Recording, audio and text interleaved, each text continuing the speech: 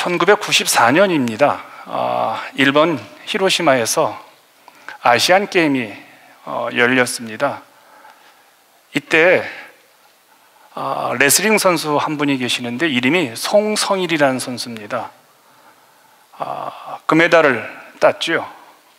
근데 당시 이 송성일 선수의 몸에는 위암 4기람, 그러니까 위암 4기의 몸으로 뼈를 깎는 고통을 참으면서 금메달을 목에 걸어가지고 한국민들이 난리가 난 적이 있습니다. 강한 의지가 얼마나 한 사람을 이렇게 만드는지를 보여주는 아주 좋은 사건이었다고 생각이 듭니다. 그가 인터뷰에서 이렇게 말합니다. 금메달 딴 것처럼 암을 극복하겠습니다. 그리고 온 국민이 그 말을 믿어 의심치 않았습니다. 그가 다시 일어설 것을요. 아주 진심으로 믿었고 격려를 해주었죠. 그런데 결국 그는 27살에 세상을 떠났습니다. 암을 극복하겠다고 선언한 지 112일 만이었습니다. 여러분, 생과 사의 갈림길에서, 죽느냐 사느냐의 갈림길에서 한 인간이 가지고 있는 불굴의 의지가 죽음을 이기지 못합니다. 주변의 뜨거운 성원도, 교회에서 30일 철야 기도를 해도 그 죽음을 이기지 못하죠.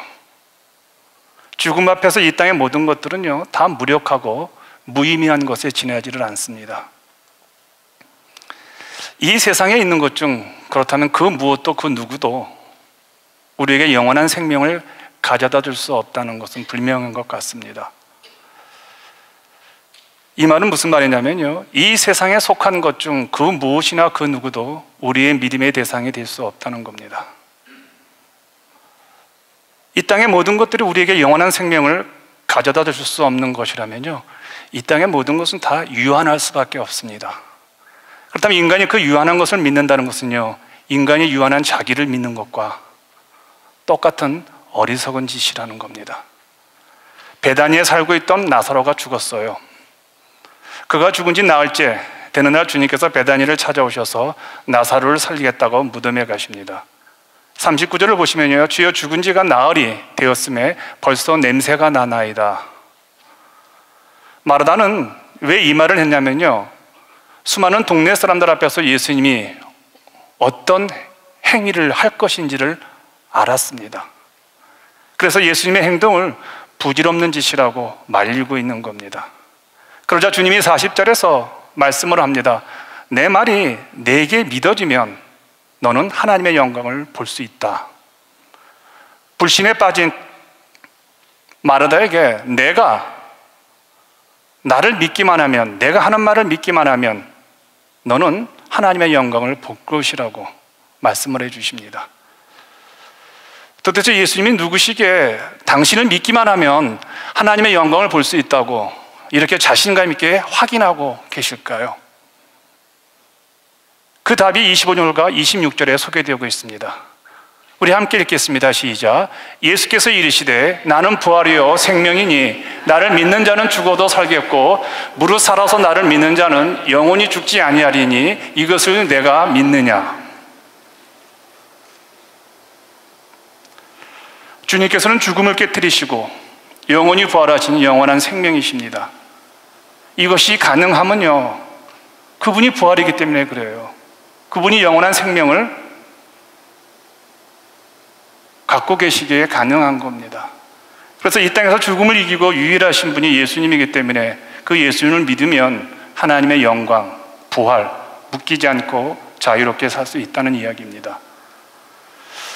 예수의 그 유일한 어떤 그 절대적 그 진리, 영혼성, 생명, 이것을 우리가 믿어야 합니다.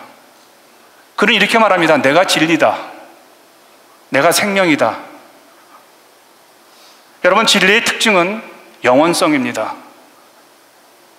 오늘도 진리가 되어야 되고 내일도 진리가 되어야 되고 모레도 진리가 되어야 합니다. 그래서 히브리서에서 이렇게 말합니다. 우리 예수님이 어제도 그리스도시고 오늘도 그리스도시고 내일도 그리스도라는 겁니다. 진리라면 그러므로 반드시 영원한 생명을 지니고 있어야 한다는 것이죠. 그래서 우리가 예수를 믿는 이유는 이거 하나입니다. 그분이 생명이고 그분이 진리고 그분이 영원한 부활이기 때문에 믿습니다. 주님만이 영원한 부활이시요 생명이신 까닭입니다. 그분이 곧 부활이요 영원한 생명이기 때문에 우리가 그분을 믿으면 그분의 생명이 우리 안에 들어오는 겁니다. 우리는 깨달을 필요가 없습니다. 내가 예수를 믿는다면 영원한 부활이 나에게 들어오게 되어 있다는 겁니다. 그리고 영원토록 우리를 도와줄 수 있고 영원토록 우리를 책임져 주시는 분이 주님이라는 거예요. 여러분, 오직 죽음을 영원히 깨뜨리신 분, 죽음을 영원히 이기시고 영원한 생명으로 다시 사신 분만이 우리의 믿음에, 우리의 경배에, 오늘 찬양의 대상이 되는 것이죠. 왜냐하면 영원히 사신 분이, 영원한 생명이신 그분만이 우리에게 영원한 생명을 줄 수 있고 영원한 진리이신 그분만이 우리에게 진리를 줄 수 있고 꼭 그분이 우리를 도울 수 있기 때문에 그렇습니다. 바로 그분이 여러분과 제가 믿는 예수 그리스도십니다. 여러분 믿으십니까? 여러분 정말 믿으세요? 예. 자, 이제 그 예수님을 믿으면 어떻게 하나님의 영광을 보는지 주목하시길 바랍니다. 자, 이제 예수 믿으면 어떻게 하나님의 영광을 보는지를 우리가 한번 주목해 보시는데, 이제 나사렛의 무덤이 열립니다. 그러자 주님께서 어떻게 하시냐면요, 나사로야 나오나 하고 소리를 지릅니다. 자, 어떤 일이 벌어졌을까요? 여러분 44절을 보시면 됩니다. 함께 읽겠습니다. 시작. 죽은 자가 수족을 배로 동인 채로 나오는데 그 얼굴은 수건에 쌓였더라. 예수께서 이르시되 풀어 놓아 다니게라 하시니라. 주님께서 나사로의 이름을 부르자 죽었던 나사로가 벌떡 일어납니다. 그리고 어떻게 합니까? 수위를 거친 상태에서 무덤 밖으로 나오는 겁니다. 얼굴은 수건에 가려진 상태입니다. 그러자 주님께서 주변 사람들에게 이렇게 말을 합니다. 저 나사로를 묶어 놓았던 수위를 풀어놓고 얼굴을 가렸던 수건도 벗기라고 명령을 합니다. 왜 옷을 수위를 벗기라고 말할까요? 산자에게는 수위가 필요하지 않습니다. 죽은 자에게 필요한 것이죠. 산자에게는 무덤의 문화가 필요하지 않습니다. 살아있는 자들에게는 영적 문화가 필요한 것이죠. 여기서 중요한 영적 교훈을 얻습니다. 부활은 먼 훗날 우리가 반드시 경험해야 할 인류의 가장 위대한 사건이라는 겁니다. 아멘이요? 여러분 생각해 보시기 바랍니다. 지금까지 죽었던 모든 인류가 다 살아납니다. 여러분 얼마나 감격스러운 모습입니까? 그런데 예수님을 나의 구세주로 주님으로 오늘 죽지 않는 우리들, 예수 그리스도를 나의 구세주로 주님으로 믿는 우리들에게도 오늘 부활의 사건이 경험이 되어진다는 거예요. 먼 훗날 죽은 후에 그 사건으로서 부활이 우리에게 경험되어지는 것이 아니라 부활을 믿는 우리 예수 그리스도를 믿는 우리 신자들에게 오늘 부활의 사건이 구체적으로 경험이 되어진다는 겁니다. 잘 보시길 바랍니다. 사람들은 나사로가 죽었습니다. 그래서 어떻게 합니까? 나사로의 시체를 꽁꽁 수의로 묶어가지고 얼굴도 보지 못하게 해가지고 무덤에 집어넣습니다. 그것도 모자라서 무덤의 문을 닫아버립니다. 돌문을 닫아버리죠. 왜 이런 과정을 해야 할까요? 죽음의 세력이 우리를 무덤에 가두어서 못 나오게 하는 겁니다. 사람들은 죽으면 살아나지 못한다는 겁니다. 사람들은 죽으면 무덤에서 영원히 썩어 지내야 한다는 겁니다. 이 무덤이 인간 최후의 종착역이라는 겁니다. 여러분 정말 죽음이 종착역일까요? 우리 예수님을 보시기 바랍니다. 사람들은 예수님 죽자, 그분이 부활한다고 했음에도 불구하고 그가 어디로 들어갑니까? 아리마대 사람 요셉이 사둔 그 무덤으로 들어가고 장사를 지냈죠. 예수를 정말 잘 믿었던 여인들도 향품을 가지고 갑니다. 예수님 몸이 썩지 않도록 부으려고요. 사람들의 인식 가운데는 무덤이 최후의 종착역이라고 생각을 합니다. 그래서 그곳에 들어가면요 끝났다고 생각을 합니다. 그런데 주님께서 스스로 그 무덤을 열고 나오셨습니다. 이건 무엇을 보여줍니까? 죽음이 주님을 가두어 놓을 수 없다는 겁니다. 왜요? 주님은 생명이니까요. 아멘이요? 주님은 진리잖아요. 근데 그분이 어떻게 죽음이 그분을 가두어 놓을 수 있냐는 거예요. 그렇다면요 예수 그리스도의 생명을 공급받은 우리들도 죽음이 우리를 가둬둘 수 없죠. 아멘이요? 우리 주님이 죽은 나사렛 무덤을 열어놓았어요. 그리고 그 무덤 속에는 나사렛 이름을 불렀습니다. 그러자 그를 묶었던 모든 죽음의 세력들이 속수무책으로 당하는 겁니다. 생명의 주님이, 부활의 주님이, 진리의 주님이 나사로를 부르자 죽음의 세력이 두 손을 든 겁니다. 무슨 얘기일까요? 여러분, 신자들에게는 결코 무덤이 최후의 종착역이 아니라는 겁니다. 부활이와 생명이신 주님을 믿는 자에게는 무덤이 필요 없다는 겁니다. 이런 면에서 본다면요, 한국 장례 문화는 변화가 일어나야 합니다. 왜냐하면 우리가 무덤 속에 들어갈 이유가 없는 거잖아요. 왜 우리를 그 무덤에 갇혀놓고, 왜 후손들이 1년에 몇 번씩 그 바쁜 시간에, 우리는 거기에 있지 않잖아요. 우리 하늘에 있는데 왜 거기 와서 예배를 드리고 거기 와서 예를 취합니까? 죽은 뒤에도 어이없이 이 땅을 차지하면 안 됩니다. 이 땅은 산 자들의 목이에요. 죽은 자들의 목이 아니라는 겁니다. 우리의 죽음이 살아있는 후손들에게 걸림돌이 되어서는 안 된다는 거죠. 여러분, 우리가 이 땅에 남겨두어야 할 것은요, 큰 무덤, 큰 빈문, 거기에다가 자손 만대 이름까지 써가면서 봉분일 몇 평이 더하고, 그게 아니에요, 여러분요. 우리는 죽음으로부터 해방된 자들이기 때문에 나에게 있는 영원한 부활, 내가 살아있을 때 그 부활의 의미의 삶이, 내용이, 가치관이, 철학이, 그 믿음이 기록이 되어져야 합니다. 죽음을 상징하는 무덤은 없어져야 한다고 저는 믿습니다. 우리는 부활의 소망을 가진 자들인데 무엇하러 죽음의 흔적인 무덤을 남겨둡니까? 여러분, 한국을 보면요, 좋은 산들마다 다 무덤이 덮없습니다. 그 조그만 땅덩어리예요. 우리는 죽음으로부터 풀어놓음을 받은 영원한 자유인들입니다. 생각을 해보시기 바랍니다. 살아생전 열심히 주님을 위해서 섬깁니다. 아낌없이 내가 있는 것들, 시간과 물질과 내 생명을 다 주님과 주님의 몸된 교회를 위해서 헌신을 합니다. 선교와 구제와 차세대를 위해서 그렇게 후회 없이 남겨 살다가 주님이 부르실 때 이 땅에 미련이 남아있을까요? 우리의 영혼은 가볍게 주님의 품에 안기면서 이 땅에서 애쓰고 이 땅에서 죽음과 같이 무거웠던 인생의 무게를 다 털어놓고 하나님 앞에 올라간 우리를 주님께서 새로운 아침의 식탁을 마련하면서 원수의 목전에서 잔을 베푸시는 그 잔 한 잔에 우리가 이 땅에 고통스럽고 힘들었던 그런 인생의 날들이 눈녹듯이 다 사라지는 그 자유함이, 그 은혜가, 그 축복이 우리 신자들에게 있는 겁니다. 이런 자유가 어디 있습니까?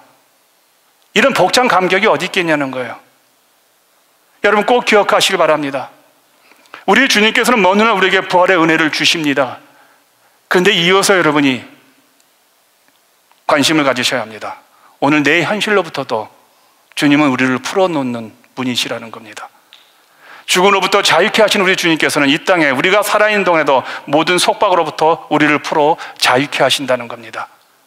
그렇다면 오늘 삶의 현실에서 여러분, 어떤 괴로움이 있습니까? 어떤 인생의 무게가 있습니까? 한번 이 시간 가만히 귀를 기울여 보시기 바랍니다. 그런 분들 한번 가만히 귀를 기울여 보십시오. 주께서 지금 여러분을 부르고 계십니다.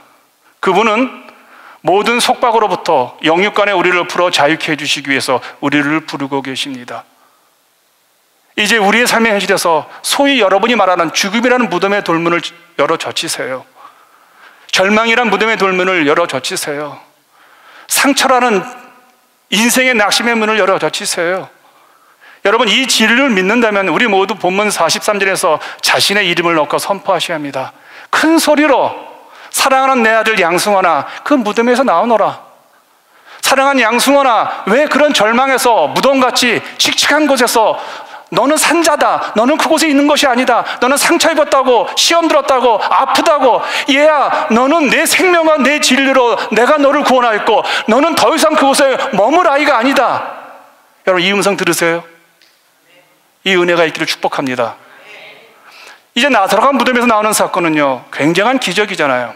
근데 여러분, 이 동네, 베다니 동네에서 죽은 지 사흘이 돼가지고 몸뚱아리가 썩어 문드러진 사람이 살아난 거예요. 이거를 한 사람만 본 게 아니라 그 동네 모든 사람과, 그리고 예수의 소문을 듣고 그 마을에 몰려든 모든 사람들이 본 거예요. 이거 굉장한 사건이잖아요. 어떻게 이 사건을 혼자만. 그래서 이 사건을 경험했던 한 사람이 제사장들과 바리새인들을 찾아가서 자기가 목격한 사실, 예수님께서 나사로를 죽음과 무덤으로부터 풀어놓아 자유케 한 사실을 알려드립니다. 그러자 47절에서 당시 종교 지도자들이 보인 반응이 소개가 되어집니다. 이에 대제사장과 바리새인들이 공회를 모으고 이르되 이 사람이 많은 표적을 행하니 우리가 어떻게 하겠느냐? 우리가 어떻게 해야 하느냐는 질문을 던집니다. 이 사람이 죽은 자를 살렸다고 한다. 이 사람이 정말 이 땅에서 할 수 없는 일을 일으켰다고 한다. 그 예수란 사람이. 그러면 그 예수란 사람 앞에서 우리가 어떤 결정을 내려야 되느냐? 그 예수를 믿어야 되느냐 아니면 믿지 않아야 되느냐 이 얘기예요. 여러분 누구라도 이 질문을 하게 되어지죠. 그렇지 않습니까? 나사로를 살리신 죽음 주자 정복하신 예수님을 믿느냐 안 믿느냐 이 질문을 안 하겠냐는 거예요. 여러분 이건 가장 중요한 인생의 질문입니다. 여러분 이 답을 어떻게 하시겠습니까? 여러분의 인생의 답. 예수 앞에서 우리가 어떻게 하겠느냐 이 질문 앞에 여러분 어떤 답을, 여러분 뭘 망설이십니까? 죽음과 우리의 모든 삶의 무덤으로부터 자유케 하시는 예수님을 믿으셔야죠. 왜냐하면 우리 가운데 죽음을 피할 수 있는 사람은 단 한 사람도 없습니다. 여러분 종교적으로 가장 높은 대제사장 가야바도 죽습니다. 그가 안 죽어요? 그도 예수님을 믿어야 되어요. 그런데 상황이 어떻게 돌아갑니까? 여러분 48절을 같이 읽겠습니다. 시작. 만일 그를 이대로 두면 모든 사람이 그를 믿을 것이요 그리고 로마인들이 와서 우리 땅과 민족을 빼앗아 가리라 하니, 믿는 쪽이 아니라 거절한 쪽을 선택합니다.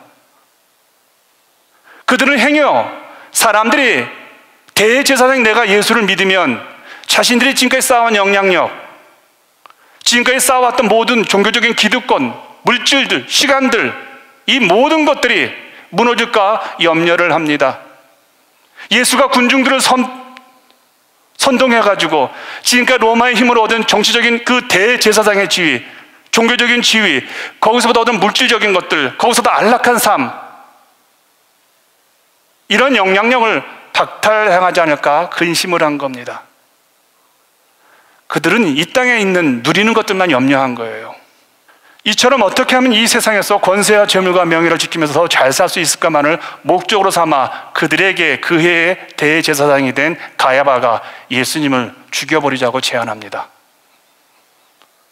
이 상태에서 예수만 없으면 우리는 잘 살 수 있습니다. 돈 뺏기지 않습니다. 건강 잃지 않습니다. 시간 마음껏 우리가 하고 싶은 것 다 할 수 있습니다. 53절에 결론을 내리죠. 이날부터는 그들이 예수를 죽이려고 모의하니라. 우리가 어떻게 해야 합니까? 라고 부활의 기적, 예수가 진리시고 예수가 영원한 생명이라는 소식을 들었던 이들이 그럼 우리가 어떻게 반응을 해야 됩니까? 우리의 선택은 무엇입니까? 라고 하는 이 절대절명의 인생의 최고의 질문 앞에서 그들은 합심하여 예수를 죽이자는 쪽으로 결론을 짓습니다. 예수가 없어야 행복하니까요. 교회가 없어야 주일날 편하게 놀 수 있잖아요. 예수를 세게 믿으면 놀러도 못 가고 많은 재정적인 손실도 이득을 보잖아요. 답이 무엇입니까? 그 예수 제대로 믿지 않자는 결론이죠. 우리도 이득을 위해서 지금 여러분이 살아가는 생존의 그런 어떤 것들이 위급하기 때문에 정말 중요하신 내 생명의 주인 되신 예수를 제대로 믿지 않는 분들 없습니까? 항상 인생이 긴급한 것 때문에 중요한 것을 제외하고 긴급한 것에 내 삶의 패턴이 오리엔테이션 되신 분은 없습니까? 돌아가신 제가 참 좋아하는 소설가이신 박완서 선생님이 계십니다. 이분이 이런 글을 남겨놓았습니다. 인간이 죄를 짓는 것은 바로 그 죄의 현장에서 하나님을 죽이는 행위이다. 굉장한 통찰력이라 저는 생각했습니다. 왜냐하면 하나님은 모든 곳에 계신 분이잖아요. 그래서 전지전능하신 하나님이라고 말씀하잖아요. 편지하신 하나님이라고 말씀을 하잖아요. 하나님은 내가 있는 모든 곳에 계시죠. 그렇다면 그분은 내 모든 것을 아시죠. 내가 어떤 생각을 하고 내가 어떤 호흡을 하고 어떤 가치관을 갖고 어떤 인생의 목적을 갖고 있는지 잘 아시죠. 그런데 여러분, 내 자신의 욕망만을 위해서 고의로 죄를 범한다면 그것은 내가 죄 짓는 현장에 계신 나와 함께 계시는 주님을 부정하는 것이잖아요. 지금 나와 함께 계신 하나님이 계시다면 어떻게 우리가 죄를 질 수 있어요? 죄를 짓는다는 것은 그 하나님을 죽여버리고 없다고 생각하는 거 아닙니까? 여러분, 제 속에 예수가 계시는데 어떻게 미워할 수 있어요? 어떻게 여러분 이렇게 남에 대해서 이렇게 심한 말을 할 수 있어요? 어떻게 그렇게 미움이 오래 갑니까? 어떻게 그렇게 시험이 오래 가고 상처가 오래 가고 사람들과 관계를 그렇게 쉽게 단절하고, 아니 내 안에 예수가 계시다면요, 여러분 그럴 수 없잖아요. 빨리 회개하고 화해하고 털어버리는 게, 그런데 그렇게 오래 가는 건 뭐예요? 예수를 죽여버렸잖아요. 불편하니까, 내가 미워해야 되고 내가 저 사람과 내가 함께 할 수 없다는 것을, 그 내 결심을, 내 인간적인 강력함을 보여주기 위해서는 내 안에 계신 예수를 죽여야 되잖아요. 그분이 나를 몰라야 되잖아요. 내가 죄 짓는 현장에 계신 나와 함께 계시는 주님을 부정하면요, 우리는 얼마든지 불평하고 부정하고 사람을 죽이고 우리는 관계를 단절할 수 있겠죠. 이미 내 마음속에 주님은 안 계신 분처럼 살아가기 때문에 죄를 짓잖아요. 그게 결국은 주님을 죽인다는 뜻으로 이제 가야바가 한 걸음 더 나아갑니다. 49절과 50절의 말씀을 한번 들어보시기 바랍니다. 함께 읽겠습니다. 시작. 그 중에 한 사람, 그의 대제사장인 가야바가 그들에게 말하되 너희가 아무것도 알지 못하는도다. 한 사람이 백성을 위하여 죽어서 온 민족이 망하지 않게 되는 것이 너희에게 유익한 줄을 생각하지 아니하는도다 하였으니. 여기서 보시면요, 가야바가 이런 말을 합니다. 한 사람이 죽으면 온 민족이 유익을 얻는다. 이거 어떻게 알았을까요? 예수 한 사람이 죽으면 온 인류가 구원받는 거 어떻게 알았냐는 거예요. 한 사람이 죽으면 우리 주변이 행복한 것을, 이런 영적인 진리를 이 가야바가 어떻게 알았냐는 거예요. 예수 한 사람을 죽임으로 온 인류에게 유익한 결과가 오는 것은 하나님의 뜻인데, 어떻게 이 가야바가, 믿음도 없는 이 사람이, 종교적인 기득권에 머무는 이 사람이 어떻게 알았느냐는 거예요. 여러분, 가야바의 주장은요, 그게 아니에요. 로마 정부를 자극하여 그동안 잘 먹고 잘 살던 자신들의 삶을 예수 한 사람이 송두리째 흔들어 놓으니까, 내가 편하게 살고자, 내가 지금까지 살아왔던 삶의 패턴과 리듬과 신앙의 그 유지, 그 습관을 유지하기 위해서 예수를 죽이자는 거예요. 가야바는 예수 한 사람이 죽으면 자신들이 지금껏 누리는 모든 것을 보장받고 근심 없이 잘 먹고 잘 살 수 있다는 이야기예요. 그렇다면 여러분, 제 질문에 한번 답해 보시기 바랍니다. 하나님도 그렇다면 예수 한 사람을 이 땅에 보내셔서 십자가에 죽으심은 인간으로 하여금 이 땅에서 더 잘 먹고 건강하고 더 잘 살게 하기 위해서 그 예수를 보내셨을까요? 만약에 그것이 목적이었다면요, 예수께서 이 땅에 오실 이유가 없죠. 십자가에서 죽을 이유도 없어요. 왜냐하면 이 땅의 모든 인간들은 이미 그 목적을 위해 살고 있어요. 우리 신자들도 그렇게 살고 있잖아요. 더 돈 벌기 위해서, 더 잘 살기 위해서, 우리 아이들 더 잘 되는 것들, 더 건강한 것들, 더 오래 살고 더 많이 벌고 더 명예롭고 더 성공적이고 더 물질적으로, 그걸 목표로 살고 있잖아요. 굳이 이것을 위해서 예수님 굳이 왜 오셔요? 이미 그렇게 살고 있는 인간들이 도처에 깔려 있는데요. 여러분 답해 보세요. 예수께서 왜 이 땅에 오셔서 십자가에 죽으셨습니까? 천하보다 더 귀한 생명을 진 인간에게 더 이상 인생이, 시간들이 낭비 없이 바르게 사는 길을 열어놓기 위해서, 인간들의 죄와 죽음과 무덤으로부터 벗어나 영원히 사는 길을 터주시기 위해서 당신 한 생명을 십자가에 아낌없이 던지신 것입니다. 믿으세요? 먹고 사는 문제가 아니라는 거예요. 죽고 사는 문제가 아니라는 겁니다, 여러분요. 예수님은 당신 한 분이 죽으심으로 만 백성들이 정말 바르게 빛과 소금의 삶을 살고 영원히 살게 하신, 우리를 영원히 살게 하실 자로, 구원자로 이 땅에 오신 겁니다. 하나님은 예수님이 죽어야 모든 사람이 구원받는다는 이 죽음이라는 인류의 가장 큰 문제를 해결하고자 그 한 사람을 보내셨다는 거예요. 한 사람이 죽고 모든 사람이 구원받는 겁니다. 한 사람이 죽고 오늘 삶의 현실에서 묶여있는 것들이 풀리는 그 부활의 은혜를 주시고자 십자가에서 죽으셨다는 거예요. 그런데 여러분, 저는요, 가야바가 한 사람이 백성을 위하여 죽어서 온 민족이 망하지 않게 되는 것이 너에게 유익한 줄을 생각지 아니하는도다라는 말에서 한 사람이 제 머릿속에 확 들어왔습니다. 한 사람. 이 사람은 잘못된 생각이지만 그러나 이 사람이 말하는 것은 진리는 맞는 것 같아요. 한 사람이 죽으면 우리 주변이 유익을 얻는 거 우리 많이 보잖아요. 1877년도에 에디슨에 의해서 여러분요, 축음기가 발견되어서, 축음기 아시죠? 근데 그 축음기가 오늘 오디오 시스템으로 발견되었습니다. 이 오디오 시스템으로 먹고 사는 사람들이요, 직장인들이요, 수억 명이 되어집니다. 그리고 수십억이 매일 아침마다 음악을 듣습니다. 이 오디오 시스템을 통해서. 어느 정도였냐면 이제 차 안에서도 듣고 어느 정도였냐면 야외에서 들을 정도입니다. 한 사람이 지금 수억 명의 사람들을 먹여 살리죠. 한 사람의 기술, 경영 능력, 지도력이 수많은 사람들을 먹여 살리는 것은 진리인 것 같아요. 그렇다면 여러분, 예수님 믿고 따르는 크리스찬 역시 많은 사람들의 삶의 좌표가 되어야 되고 바른 삶이 무엇인지를 보이면서 그런 분들을 인도하는, 거기에 자신의 일생을 걸어야 되지 않을까요? 이 질문에 하나님의 영원한 생명 가진 여러분의 삶의 영향력을 한번 점검해 보시기 바랍니다. 나 한 사람으로 인하여 이득을 보는 분들이 얼마나 됩니까? 나 한 사람 때문에 행복한 사람들이 얼마나 됩니까? 여러분, 오늘 이 예배를 드리기 위해서 한 사람이 수고가 얼마나 많은 줄 아세요?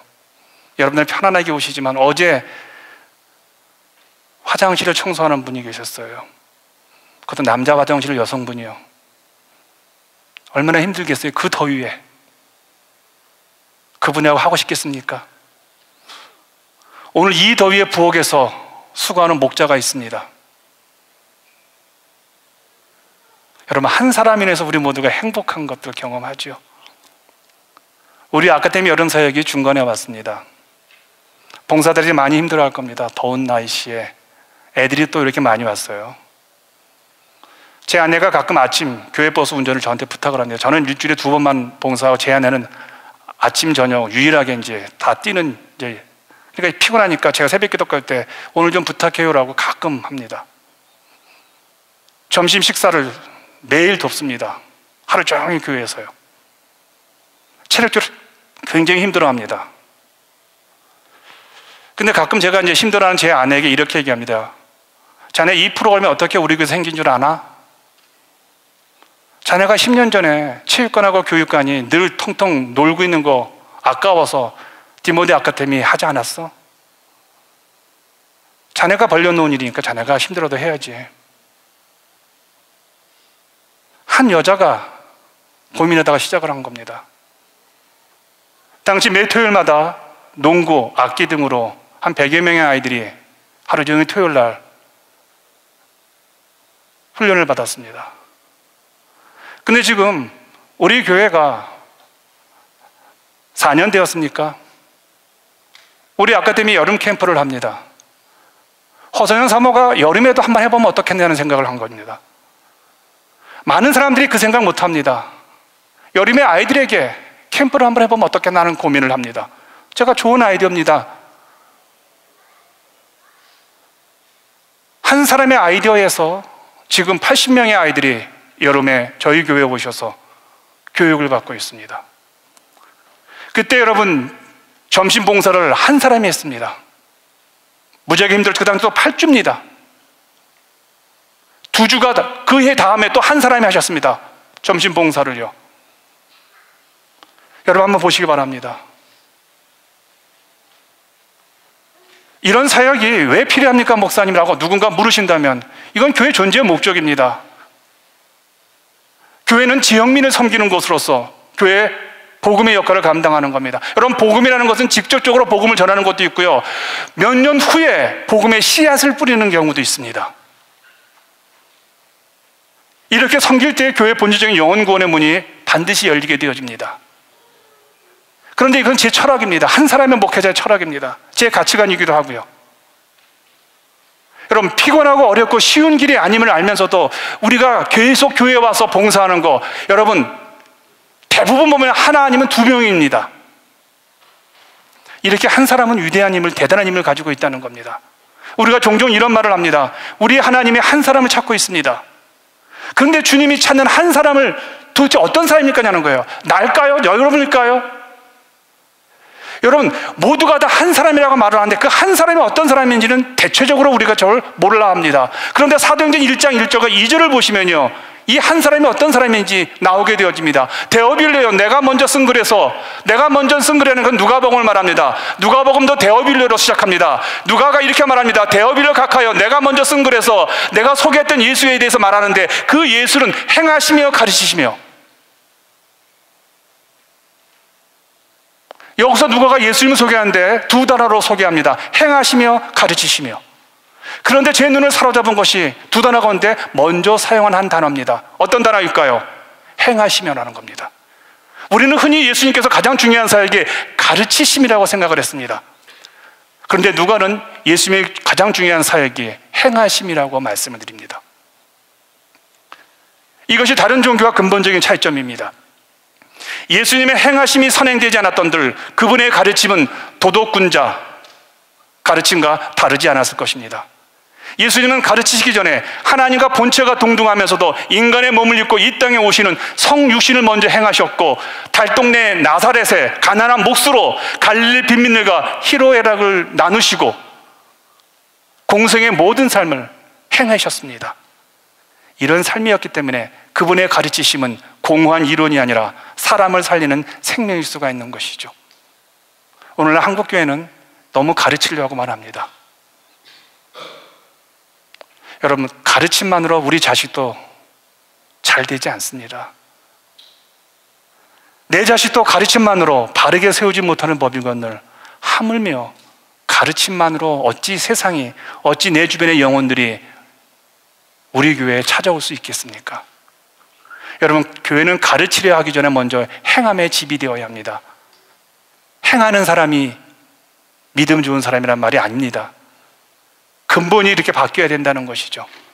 행함이 구원의 조건이어서가 아니라 아무 조건 없이 구원의 은혜를 입은 그리스도인들에게는요, 주님의 행하심을 본받아 행하여야 할 성화의 의무가 이제는 주어졌다는 겁니다. 하나님 만난 인간의 믿음은 어떤 형태로든 반드시 행함으로 이어지기 마련입니다. 그런데 이 행함이 사명이란 단어입니다. 사명, 미션이란 단어입니다. 사명의 헬라어로 디아코니아라는 뜻이 있습니다. 디아코니아. 이 디아코니란 말은 섬김과 봉사라는 뜻을 갖고 있습니다. 누군가가 거창한 사명의 명분을 내세워도 인간에 대한 봉사와 섬김을 결여하고 있다면요, 그 사람은 성경이 말하는 사명자가 아니라는 겁니다. 그런데 여러분, 디아코니아는 디아코노스에서 왔습니다. 이 섬김이라는 단어는 디아코노스라는 단어에서 유래되었다는 겁니다. 그런데 디아코노스라는 단어는 어떤 의미가 있냐면요, 식탁을 준비하는 사람이라는 뜻입니다. 식탁을 준비하는 사람은 어떤 사람일까요? 식당의 주방장이거나 웨이터라면요, 그 사람은 디아코노스가 될 수 없다는 겁니다. 왜냐하면 그는 자기 행위의 대가를, 서비스 차지를 받기 때문에 그렇습니다. 그렇다면요, 성경에 말하는 디아코노스라면 여러분, 지금 우리 주변에서 여러분의 가족 가운데 누가 기억납니까? 어머니요. 여러분, 디아코노스가 우리 가정에서 누구를 생각한다면 어머니죠. 어머니는 가족을 위해 매일 식탁을 준비하면서 대가나 보상과 서비스 차지를 요구하지 않습니다. 여러분, 여기서 깊은 은혜를 받으셔야 합니다. 자기 행위에 대한 권리를 주장하는 사람이라면요, 하나님 나라와는 그분은 무관할 수밖에 없죠. 초신자를 할지라도 누군가를 위해 자신의 권리를 자발적으로 포기할 줄 아는 사람이라면요, 그는 하나님의 나라를 일구고 있는 사명자임에 틀림없습니다. 목자이기 때문에 자신의 기득권을 자발적으로 포기하는 사람이 헌신하고 희생하고 아무도 안 도와준다는 그 생각이 들어오지 못하도록 스스럼 없이, 그래, 내가 그래도 나를 하나님 사시는구나, 쓰시는구나, 나를 이용하시는 그런 단 한 사람의 위치에 있는 사람이라면 그분은 디아코노스입니다. 이렇게 사명으로 한평생을 살아간 인물에 대한 평가가, 제가 마지막 한 인물을 소개하고 설교를 마무리할까 합니다. 사도행전 13장 5절입니다. 함께 읽겠습니다. 시작. 요한이 그 달려갈 길을 마칠 때, 여기 마치다라는 단어가 플레로라는 단어입니다. 이 플레로라는 단어는 가득 채우다는 뜻입니다. 그러니까 침례 요한은 한평생 가득 채우고 그의 인생을 마쳤다는 겁니다. 침례 요한이 자신의 달려갈 길을 그렇다면 대체 무엇으로 가득 채웠을까요? 바로 자신의 삶입니다. 내 인생을 채웠다는 겁니다. 바울은 침례 요한이 자신의 인생을 복음이신 주님의 길을 예배하는 사명자 삶으로 가득 채운 것으로 평가를 했다는 겁니다. 여러분의 인생에 지금 채운 게 무엇이 있습니까?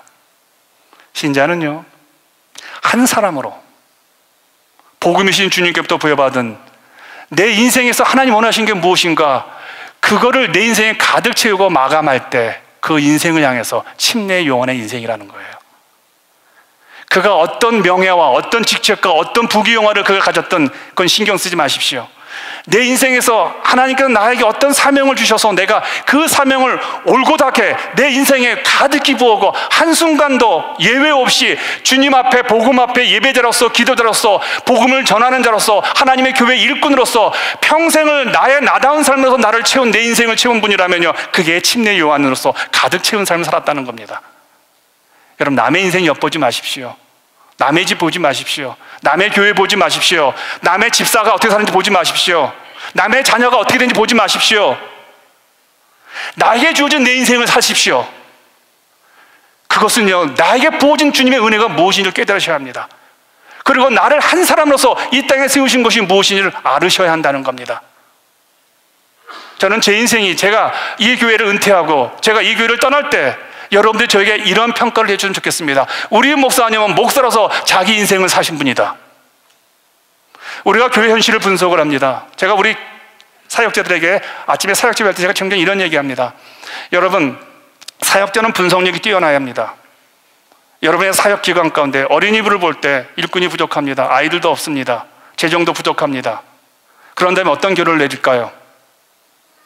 그 결론에 반드시 아이도 없고 아무것도 없기 때문에 그냥 손 놓읍시다, 그냥 문 닫으십시다, 아무것도 안 합니다. 예, 그것은 세상의 모든 사람이 하는 방법입니다. 그런데 당신이 있잖아요.